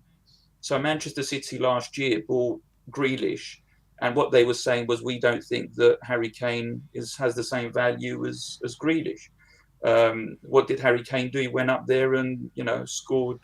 Well, he really scored a hat trick with, as far as I was concerned, up there. But scored 2 goals, and we ended up beating them. I can see the same thing happening with Trossard coming to White Hart Lane next season. So look, we are recycling these errors as a board, which is why I say that they don't have the knowledge to, and like you rightly said, Sim, I think that the dynamic nature of football, you know, they just can't keep up if they were ever in the running for understanding how to run a football club, but they've not been able to keep up with the dynamic of the way that the sport has moved over the last 5-6 seasons. Exactly. Wow. Well, we do have a game to talk about, George, tomorrow night against Fulham. Fancy our chances tomorrow night? I always fancy Spurs' chances. Really. I mean, you know, listen, I've been around the block one too many times, but you know, it's I can see us getting the win, maybe 3-1, 3-2. It's going to be you know, sneaking it in. I think the players themselves will be playing for pride. Whatever we say, they're coming off some pretty bad results, and they themselves won't be feeling good about it. They will want to go out and get a result as well. So I can see us beating Fulham. They are quite an expansive playing side from what I saw recently. I'm not seeing them too much this season, other than that, you know, at White Hart Lane, and also in the Chelsea game. So I think there is space there to be taken advantage of. Whether we've got the players to be clinical enough not clinical enough, but creative enough to create the chances, another matter. What we don't want to do is be 1-0 up and then sort of be pulled back by an equaliser, because then they will try and capitalise, and then we will have problems. That defence will begin to creak. So, you know, if we go up, you know, early goal and then an early goal in the second half, then I think the game's ours. In terms of the selection issues we were talking about, there's a few dilemmas to go around going into this game with players out of form. What kind of team would you like to see on Monday night? Yeah, I'd like to see Richarlison get a start. We need Richarlison now. We need him to start kicking in, because, as I said, he's got to start cementing his place in the squad, because again, I only see sort of bad things happening at the end of the season. So we do need a firing Richarlison. So I would play him in place of Sonny. In respect of Hugo Lloris, he's suffering a massive hangover from the World Cup. I mean, I think he's hugely disappointed losing that final. And I think that's what's really the sort of undercurrent here of his poor form. It's difficult, isn't it? Do you drop your captain and put Fraser Forster? Unless he agrees to it, then I probably wouldn't drop him. I would probably play him still. But how many more mistakes, George, until you bring him out of the team, though? Yeah, I know, Ben, but I don't know if it's going to be more counterproductive taking him out of that team. It will be almost like you are saying that, look, you're just, you know, you're not quite good enough. He would need to agree to just drop out for his own, just to get his head back in gear. Because if it isn't, it could have. I mean, he's very, very highly regarded in that dressing room. We have to be honest about that. And to pull him out, you know, just saying, you know, well, you're just out of form, you know, get out of here. I just don't think Conte will do that. So unless he says, look, he admits to himself that there is an issue and he's got to get his head together, I would play him. Fair enough. And George, just before we let you go, what is your score prediction tomorrow? I am going to say, let's push the boat out here. I'm going to say 3-1.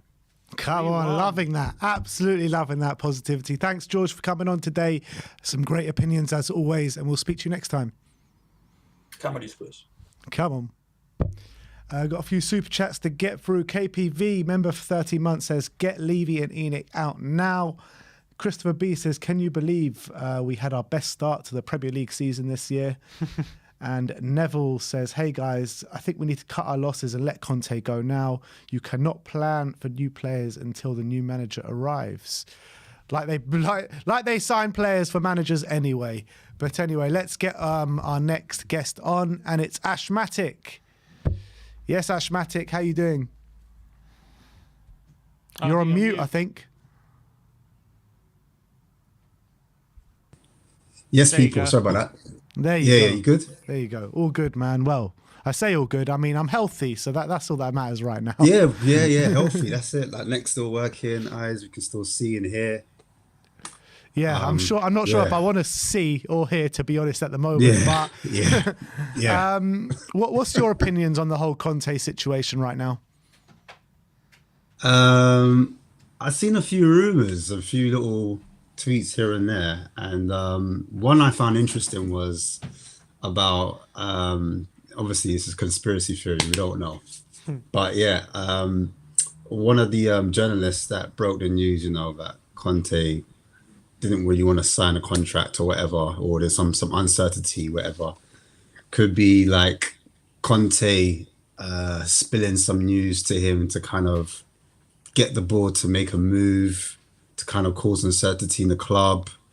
If that was the case, and Conte is trying to ruffle a few feathers at the top, then you have to kind of respect what Conte is kind of doing, because like Mourinho, when I watched the documentary on the Amazon documentary, and Mourinho went to Dele Alli and he went to Kane and he asked him direct questions like, why are you not superstars? Why are you not big? Like, he was asking questions from early inside the club. He was trying to shake things up. And I think that's what big personalities, big managers do. They come in and they look at the board, they look at the people at the bottom, they look at the kitchen staff, they look at the way the club's run, and they know from their experience how big clubs are run. They've come, like Mourinho came from Real Madrid, he came from Inter Milan, he came from Porto, he came from Chelsea, he came from Man United. So he understands what it takes to win. And now Conte, similar, came from Inter Milan, he came from Juventus, he came from Chelsea. And I find some similarities in them. They go into clubs and they want to say, look, if we want success and we want to be successful, and I'm assuming that you built this infrastructure, you built this stadium, not just to get top four, but to push on, because we've been in top four. So I'm assuming you've employed me to get to that next level, to get that trophy, to get, to kind of breed that winning mentality. I think that's why you saw Mourinho straight away go for the League Cup. That's why we got to League Cup final, because he knew that if we won one cup, that would change the mentality. And for a lot of the boys that have been there for a long time, they needed that. For the fans that had seen nothing and been starved for a long time, they needed that. And I think that's why Conte came in and was like, I hear that you want to build for the future and you want future projects, but we need something now. This club needs something now. And I wouldn't be surprised if he come to the end of the year and if, I don't know, from some miraculous reason, we kind of started pushing up the table. I'm not saying that we got fourth, but there was some type of progression. He would weigh it out in the summer, and then the board might back him, and then there might be a potential for him to kind of stay on another year or a little bit longer. Because I just feel like in his previous jobs, he has done that. He has waited until the summer before he makes his decision. And he kind of lets the club, he leaves the club on a knife edge, because he knows if he guarantees, oh yeah, I'm going to be here, I'm going to stay, then the board will relax. I feel like he gets the best out of the board when they're on their toes. He gets more out of the fans. He gets the fans asking questions, more of the board when there's anarchy. Do you know what I mean? I'm not saying Conte likes controversy and he likes mix up. I'm not saying that. I'm just saying he likes to ask questions. He likes to get your people to perform the best. If you want Kane to perform at his best, if you want, I don't know, you want Bentancur, you want Romero to perform at the best, you need to give them a target, and you need to give them like a carrot, almost like a carrot to chase, if that makes sense. But to do that, there needs to be a process where you need to kind of, I don't know, you need to kind of put a firework up someone's bum to kind of make them, react, to shake them up a bit. And I think that's what he's doing with the board, and I think that's why Paratici got him in. My question is,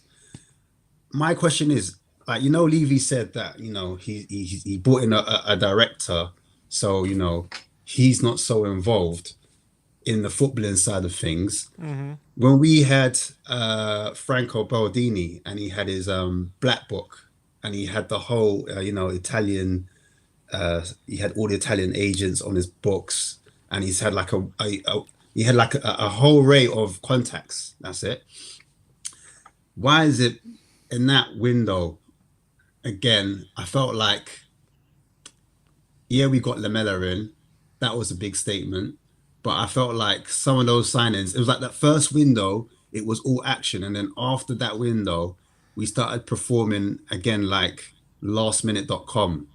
And then with Steve Hitchen and Mitchell, again, it's like a similar theme where we wait to the end of the window to perform again. But I'm like, is Levy in control or not control? And then again, we've got Fabrizio Paratici, that is the football director, and he is the one that is making the football decisions. And again, summer was different. Summer was an anomaly because we acted early and then we did nothing late. But now again, in this January window and the previous January window, we're doing that similar thing where there's nothing happening throughout the window. And in the last 10 days or the last week, it's like a manic rush to get players in, and then we start performing. To me, that smells like Levy's involved in the footballing side of things. He's like, I'm not sure if he's employed those type of people because that's how they work, or if that's him saying, no, let's hold up. There's going to be better deals that drop. I don't want to release the funds yet. So I've just got questions on that side of things. Is how much has Levy been involved? Because I feel like he's used the directors almost like a shield thus far, so that he doesn't get hit. Like if the director gets it wrong, it's the director that gets chopped, or if the manager gets it wrong, it's the manager that gets chopped. And then I think Conte's wised up to that, and he said, no, you're not getting away this time. I'm letting the fans know that it's not all my decision. It's not only me that's going to be in the firing blocks. It's not only me that's going to be in front of media.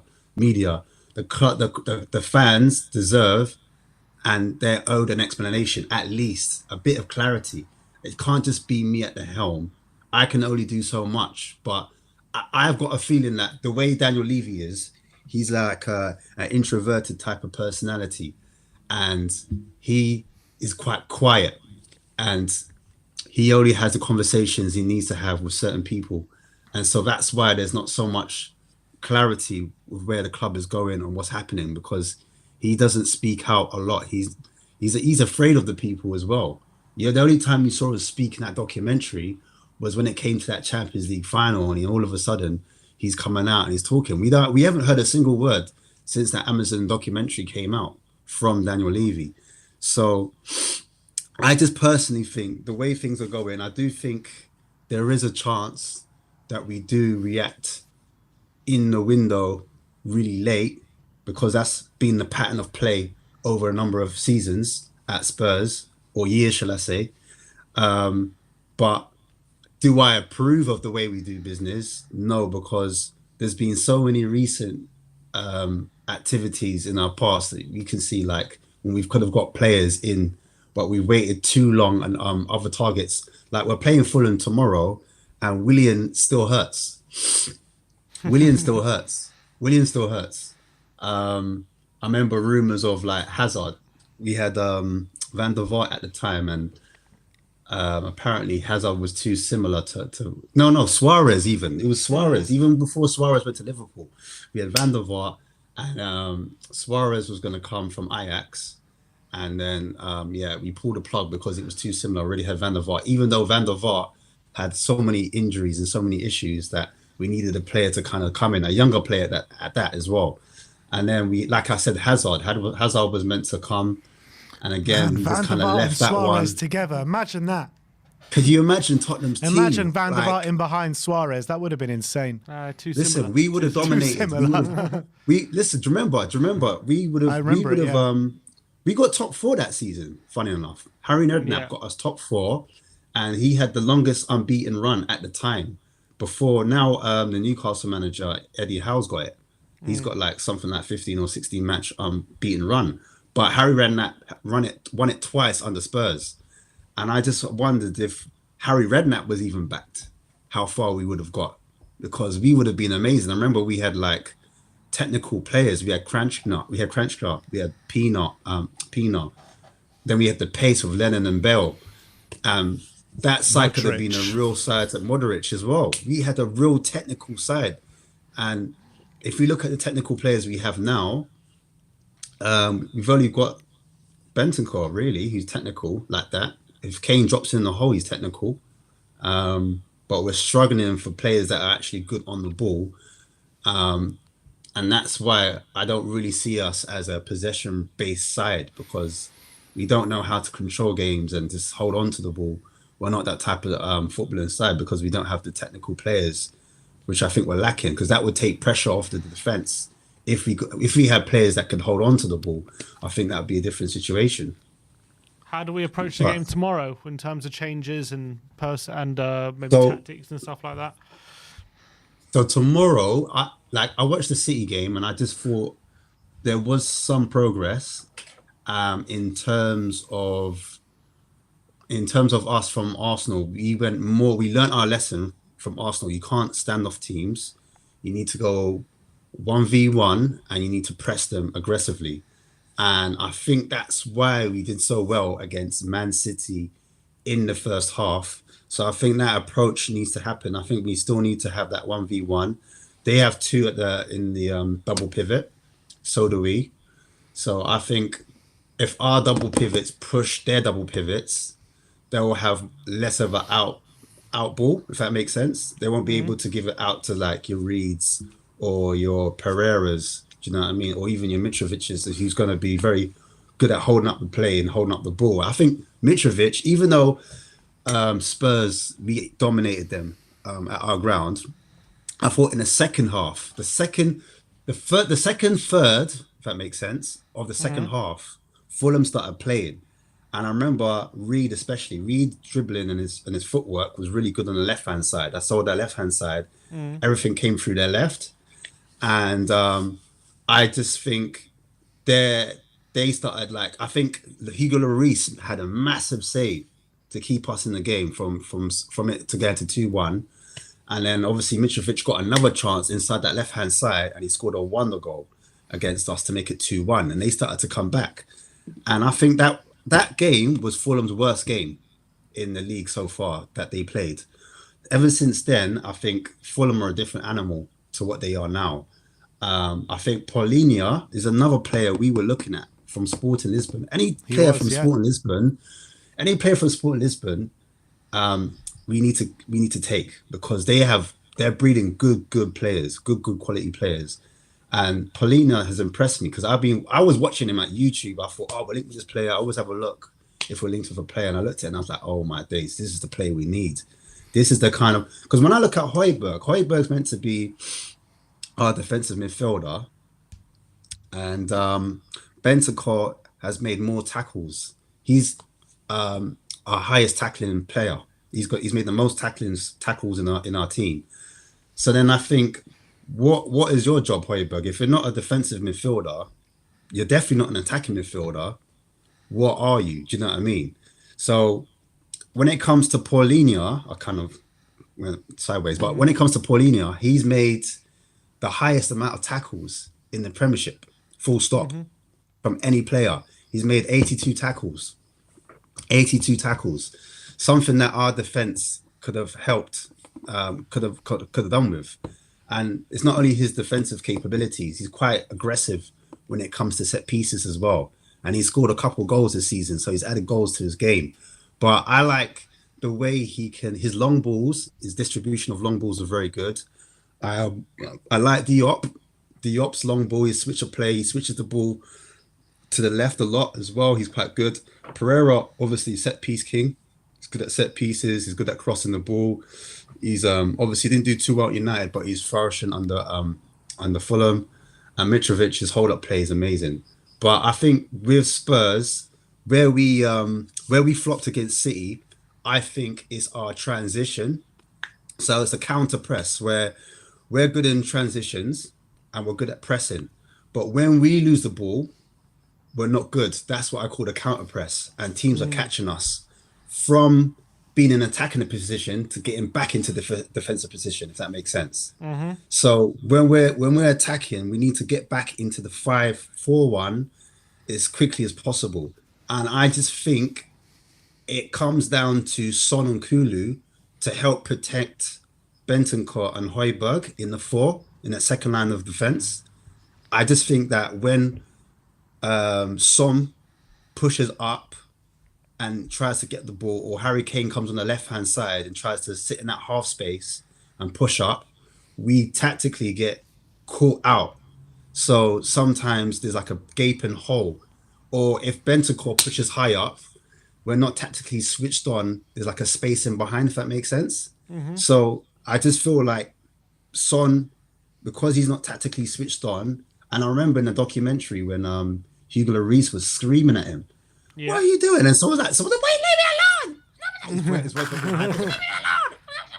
That's like they started fighting each other. That was so much jokes. But yeah, I just think tactically, I just think Son isn't best defensively. I'm not saying he doesn't get back, but he just doesn't protect when we lose the ball quick enough. He doesn't drop. And sometimes he gets sucked in as well. So sometimes what teams will do is they'll come down our left-hand side and they might either get one of their fullbacks to overlap one of their wingers, and it creates a 2v1 situation. And sometimes what happens, Son gets sucked in. Instead of keeping that position tucked in, because that's where like midfielders or your 8s or your 6, like Reed for Fulham, he's like an 8-6. He's going to bob forward. He's going to be a threat in that position. He's going to cause us troubles if Son's not switched on and doesn't fill that hole. Bit like where Ødegaard hurt us. If Son was switched on, or even if Sarr was switched on, we could have stopped that goal, because we were won 2 or 3 times. And it happened again when Alvarez was in that half space and he was able to make those runs. He dinked a ball into Mahrez. Mahrez headed across, and then Haaland's there. And I just see like even City playing well now, 3-0 up. Is it still 3-0 up? Yeah, but 3-0, yeah. Yeah, so the fact that City are playing well and Haaland scoring is scary, because Haaland, for me, wasn't making the runs that a centre forward should do against Tottenham. And the game before that, he was making those runs, but they weren't finding them. I don't know. I haven't seen this game, but I'm scared that if he's making those runs and they are finding them, we're in for a tough time. But I digress a little bit. So do you think the point I'm making? Go on. What's the point you're making? No. Go on. I was going to say on Sonny, when you know, the reality is he's coming to 30 years of age, and as you say, he does get back, but he's not like the best when it comes to a defensive point of view. And I've got the feeling as well, do you think there's part of it where he's spending so much energy getting back and getting in defensive positions? That could be a part of the problem to him when it comes to hurting his attacking phases. Like I was saying to 100%. Ben, like you see Messi, like I'm not saying Son's on Messi's level, but you see Messi like doing very little defensive work. He just saves his energy for when he's in the forward position. He's been doing that for years, by the way. But when you've got a player like Son, I think he could do it when he was in like his mid-20s and stuff. But now he's approaching 30 and he's spending all his energy running back, getting defensive position, and then picking the ball up from deep and asked to attack the space. Like, do you think maybe he could benefit from saving his energy sometimes and waiting for those attacking transitions? Yeah, so I think it's a mixed bag, because Sonny, for me, is a forward player. He's no longer a winger. In my eyes. He can't take a man on 1v1. That's not his bag anymore. Or his link-up play is not the best. He doesn't link up on the left side too well. He doesn't even do what Kane does, where Kane drops in deep and can thread the link play. He doesn't do that too well. And I think he needs to kind of release the ball a bit quicker. I would prefer Son just running in behind. I prefer Son just being the top man and Kane in behind, if that makes sense. But then Kane hasn't got a lot of legs either, because that's what it is. When we... Like I said, it's always the counter press. It's the transition when we lose the ball. That's the problem, and that's how we lost against City so bad, because when Perry lost the ball, that's when we were more vulnerable. Do you understand? When we were going forward, we had the ball, but I just feel Sonny needs to be up top, and then you need someone behind him, if that makes sense, to feed him. Because Sonny can make those runs, but defensive duties are killing him at the moment, and we just need to utilize him a little bit better. But I still think the wing backs, aka wingers, in this game, they've got to be ultra aggressive. For us to win, we need whoever's playing left wing back, they need to be high. So when I think what worked for us on the right hand side was what Kulu does. Kulu will think of the pitch split into 5 areas, right? So you've got your center, which Kane dominates. Then you've got your right center, and then you've got your wide, and then you've got your left center, and then you've got your wide. With Kulu's good at dropping in between the lines. So in between the lines is between defense and midfield. So when Kulu drops in between the lines, what he does is he goes to the right side center.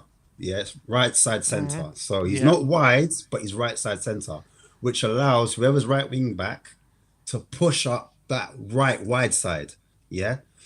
And vice versa. So sometimes the wing back can jump in the inside. So let's say it's Emerson. Emerson sometimes goes in the right side center, and then you have Kulu that pulls completely wide. Now, what that does to the opposition, they don't know whether to follow Kulu, like the centre back. It's like, supposing I'm a centre back, I've got to follow Kulu. I don't know whether to follow Kulu because he's pushed so deep into the other half. If I follow Kulu, there's going to be so much space in behind, and we know that wing back can push forward and be super aggressive, and then they can either get into that half space and take a shot, or stay wide and cross it into either the other wing back or Kane or Sonny, if that makes sense. Do you know what I'm saying? And I think that's why Kulu's being so creative on that right side, because he just understands positionally where to be defensively and attacking. So he can just link up. And sometimes as well, Kulu knows when to come a bit more narrow and enter that central position. If you notice, like against City, Kulu was getting so many chances coming in from that right-hand side, coming onto his left foot like he loves to do, and shoot. But it's just for that game, obviously, he was fresh back. So he was a bit rusty. So some of the shots were going over. We weren't really like making the keeper, committing the goalkeeper. So I just think in this next game against Fulham, the pitch is ultra tight. The ultra tight pitch, it might be hard against us, but I just feel like we'll find a way to break in if our wing backs are super aggressive, and we can kind of quickly sit back in our 5-4-1 when we need to. But I just think the man-to-man pressing, we do very well. I was really impressed with that in our first half. It's just that in the second half against Man City, we had a moment of madness. We got rattled, and then Perry didn't take his chance. And like, if Perry took his chance, I just think it was a different game. See what I'm saying? But I just think against Fulham aren't as, like, they've conceded, they've had as many clean sheets as we've had this season. So that's a positive. We've had 5 clean sheets, they've had 5 clean sheets, which means they can concede goals. There's a reason why we're 5th and they're 7th. Do you know what I mean? We're not too far similar in terms of a chance getting conceded, chances created against. So as much as Fulham are doing well going forward, and I do understand that they lost against Newcastle, they were 10 men, and United was like last minute when the Fulham. I watched both of those games and I was impressed by Fulham. They played very well. They're very good at keeping the ball. They do the 4-2-3-1, and they understand positional play and they transition. They're very good at transitions, Fulham. They're very good at transitioning. A bit similar to us, but they play 4 at the back, we play 5. We play 3 because we don't trust our centre backs. So, but the 3 at the back is still. But yeah, I just feel like the centre backs have to be, especially Dyer. Dyer has to be aggressive when pressing, because I feel like Bentancur is going to push high up. What he does is when Bentancur presses, he presses quite up the field. So I just feel like, because that space is vacated, I feel Eric Dyer has to be like switched on, and he also has to press high up because that's going to leave space for Mitrovic or Reed to come into. And centrally, they're going to want to attack, and they're going to want to attack on one side like the Arsenal and Man City have. I guarantee you they would have been watching videos and thinking we're going to target that side and we're going to need to apply pressure. So we just need to be tactically switched on. That's all. Ashmatic, good to see you, my friend. Yes, good to see you, my people. See you as always. And we'll speak to you very soon. Cheers for calling in. Good call. No worries, man. I'll speak to you soon, bro. Positivity, I'm loving it. Come on, Ashmatic. It's positivity. 2-0 Spurs, yeah? Yeah, come on. 2-0 Spurs. Listen, come on. Listen, it's not all doom and gloom. It's not all doom and gloom. I just feel like it's just 99.99% doom and gloom. Yeah. We just need, sometimes you need to draw on the dark energy to get the positive out. The dark hearts. So we call it the dark hearts. Yeah. We need a bit of the dark hearts at the moment. And right now, it's like, the only way is up. That's the way I feel. And I feel we'll bounce against Fulham. And even if we don't bounce against Fulham, you'll see something miraculous towards the end of the window. I think there will be a surprise. I don't know. I could be wrong. I'm just trying to be optimistic, boys. I hope you're right. I'm with you, bro. I'm with you. Thanks for coming on today, mate. And we'll see you next time.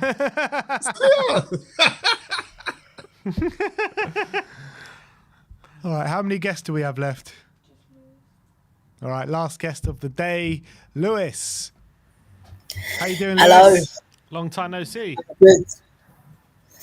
Yeah, well, I'm not looking forward to this Fulham game, I'll tell you that. Why not? Why not, Lewis? Well, I was excited for the City game, that 2-0 lead. I thought we were going to win that, but as I always do, always think we're going to win that, but we never do. We always lose it. In terms of players that might play, might not play tomorrow, do you want to see Heung-min Son starting tomorrow? Or would you like to see Richarlison come in on his place?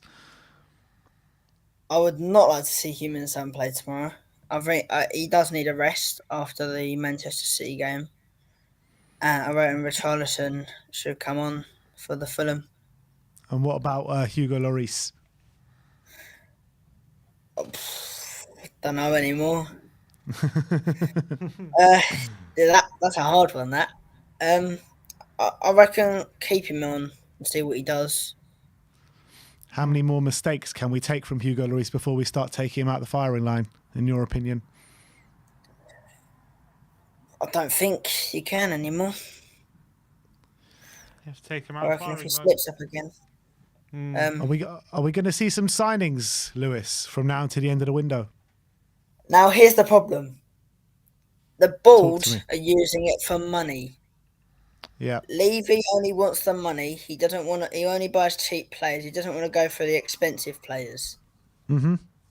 That's the issue we've got at the club at the moment. That's why we're not. If you were in a room with Daniel Levy right now, what would you say to him? Get some good players and sell some bad players, and stop using us for the money. It's quite simple, isn't it, Lewis? Yeah. Lewis, what's your prediction then for tomorrow? I reckon very tight 2-1 Tottenham. Loving it. You started the conversation saying we're going to lose, and you end it saying we're going to win. That's what I love to see. Yeah. Big up, Lewis. Thanks for coming on today, mate. That's all right. See you later, guys. See you later, mate. All right, so that's a nice long fan show for you guys today. We'll be back with predicted lineup and a Tottenham update a bit later today. But thanks for coming on. Thanks for watching us today. We'll see you all very soon. Like, subscribe, and comment. And as always, come on, you Spurs.